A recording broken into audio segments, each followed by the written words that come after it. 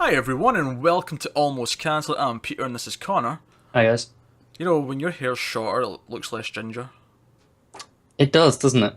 I don't know what it is, but it No, looks almost brown on camera it's right now. if you go shorter than this, it looks really bright, and then now it kind of looks brown, and then it kind of gets redder again as it goes out.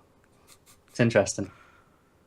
We're going to talk about Supergirl, Season 1, Episode 16. The episode is called Falling, an apt title, and full spoilers as always on this show. So, this was a interesting episode of Supergirl. This was the episode that every Superman-related TV show has to do at some point. It is the Red Kryptonite episode, which was also essentially the plot of Superman 3.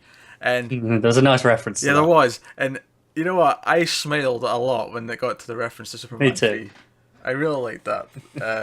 If you don't know, in Superman 3, basically the villain tries to make Kryptonite, and it doesn't become red, but it's the same thing. It has the same effect. It makes Superman into a dick. And there's a scene in Superman 3 where he's in a bar pinging nuts at the bottles in the bar. He does the same thing where he lifts up the bowl and lets them all spill out the same way she did it. Yeah.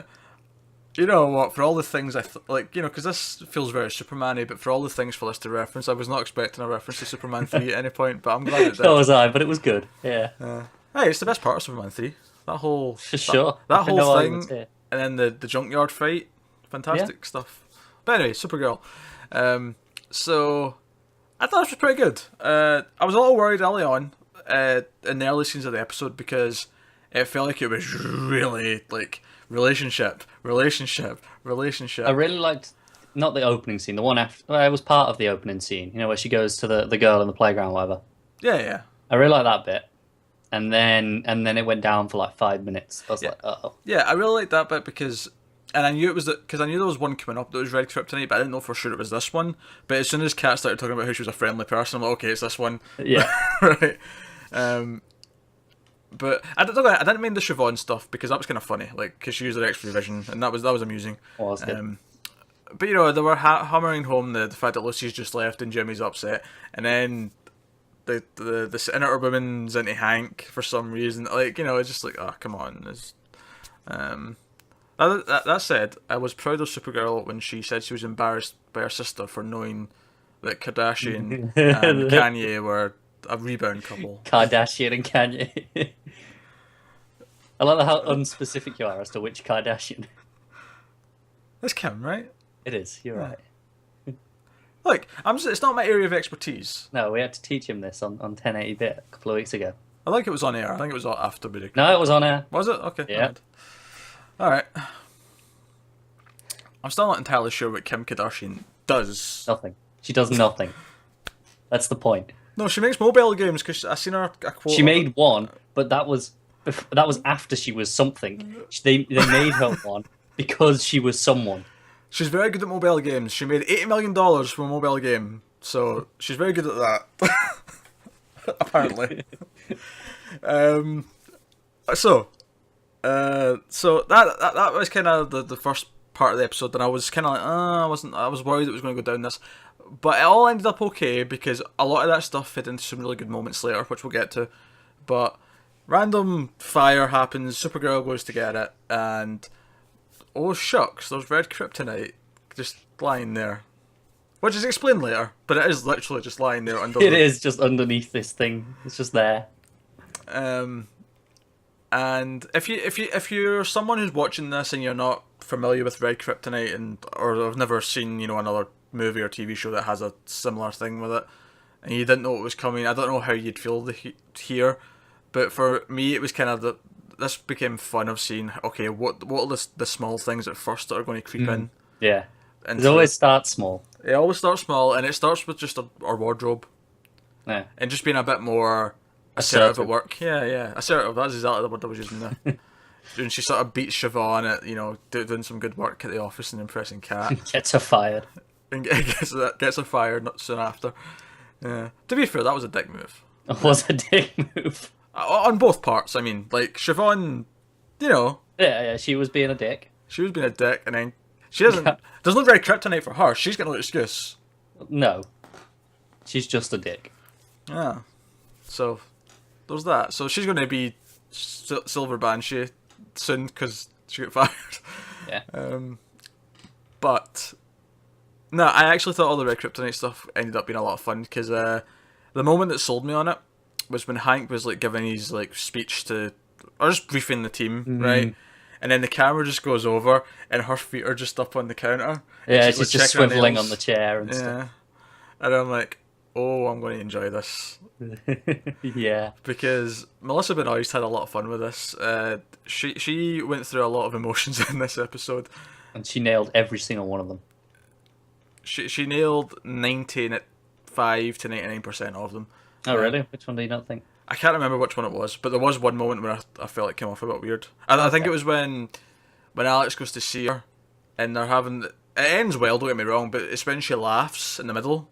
Oh, okay. There's this evil laugh in the middle that I thought felt a bit off and hammy. But okay, yeah, I can see that. I'd forgotten about that, though. Rest of it, though, really enjoyed. I liked her dropping the truth bombs on people. It's refreshing. Like, I know I get shit for always bringing up weed and stuff, right? But the way they treated Red Kryptonite in this reminded me a lot of how vampires in Buffy and Angel are when like they become vampires. Like how it's based on who they were as humans, but it's like... But they're really blunt. Yeah, like... Yeah. Because it was the whole idea that everything she was saying, even though she would never have said it before, there was some truth to it inside. Yeah.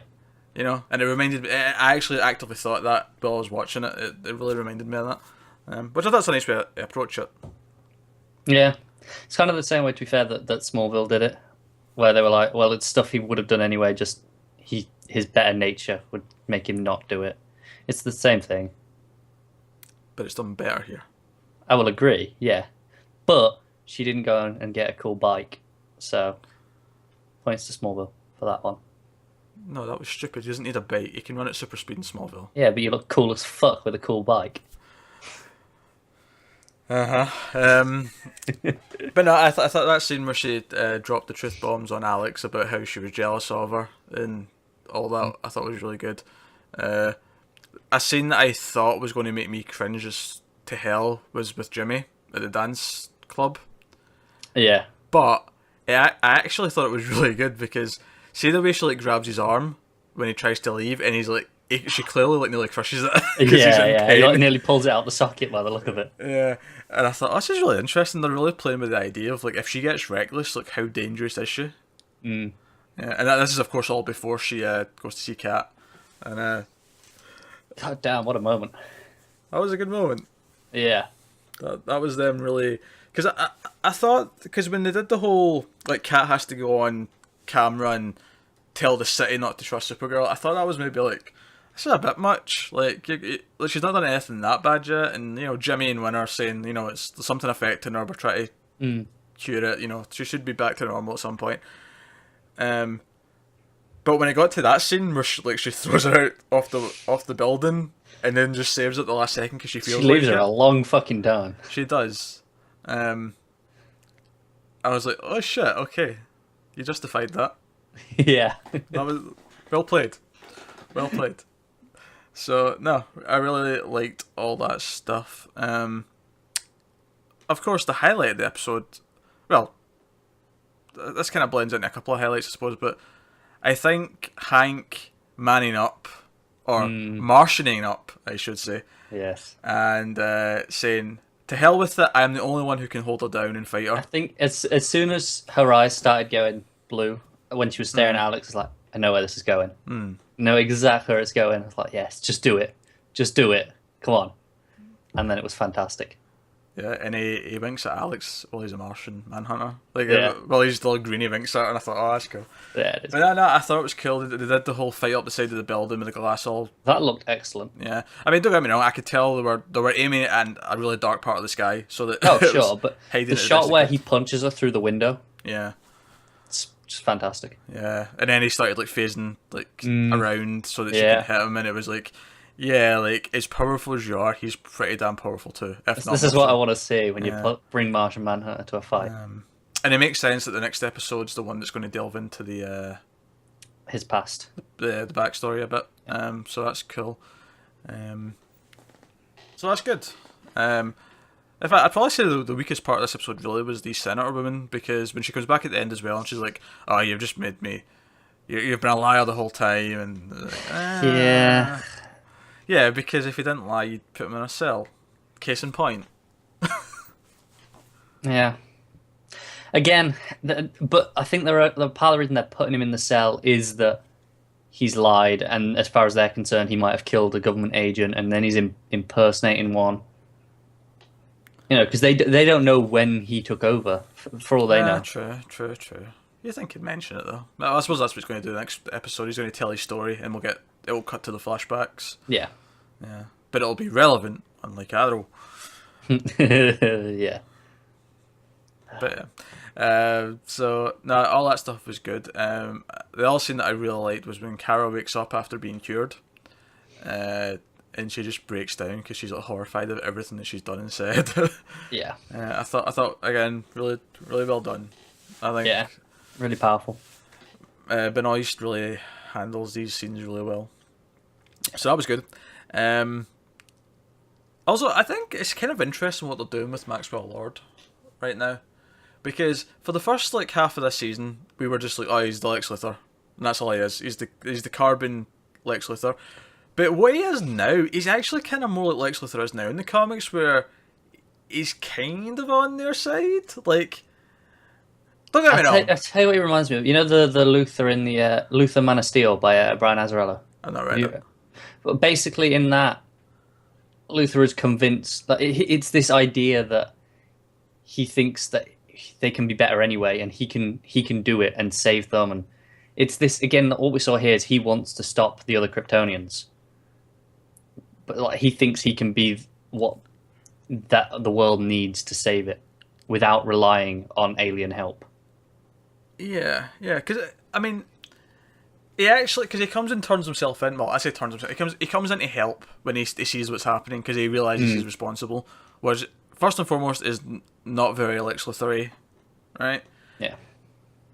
But Lex Luthor right now in the comics is trying to be he's a member of the fucking Justice League for a start. So he's trying to be a good person, and he's trying to do good, and Superman doesn't trust him, and blah blah blah.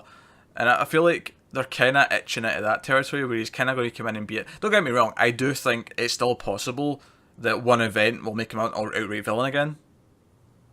Yeah. He's definitely not like, I think he'll always be the untrustworthy one, even if he is helping them. I feel like this could reference to Buffy again.